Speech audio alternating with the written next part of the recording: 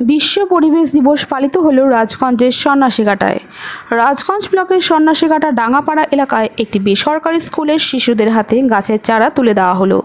গাছের চারাগুলো তুলে দেন এলাকার পঞ্চায়েত সদস্যের প্রতিনিধি সৈকত আলীর হাত দিয়ে। এছাড়াও এলাকার মানুষের হাত দিয়ে প্রায় 100 জন শিশুর হাতে গাছের চারা তুলে দেওয়া হলো। এছাড়াও এলাকায় বৃক্ষরোপণ করতে দেখা যায় সাধারণ মানুষকেও। এই বিষয়ে এলাকার মানুষ জানায়, বিশ্ব পরিবেশ দিবস উপলক্ষে বৃক্ষরোপণ করা খুবই প্রয়োজন। সকলেই যেন বৃক্ষরোপণ করে। মানুষের প্রতিটি বাড়িতে বৃক্ষরোপণ করার প্রয়োজন রয়েছে। আজকে আমরা 5ই জুন বিশ্ব পরিবেশ দিবস ছোট ছোট বাচ্চাদের নিয়ে আমরা পালন করলাম। আজকে মোটামুটি ধরে নেন আমাদের বিদ্যালয়ে ছাত্রছাত্রীদের নিয়ে সুন্দরভাবে লাইন করে সারিবদ্ধভাবে ওদেরকে আমরা একটি করে গাছ স্কুলের তরফ থেকে দিলাম। কতজনকে দেওয়া হলো?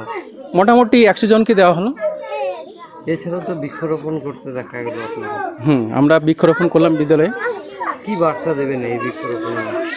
আমি এই ভারতবাসীকে একটাই বার্তা দিতে চাচ্ছি যে আজকে আমরা পরিবেশকে আমরা দূষণমুক্ত করব, পরিবেশকে সুন্দরভাবে গড়ে তুলব।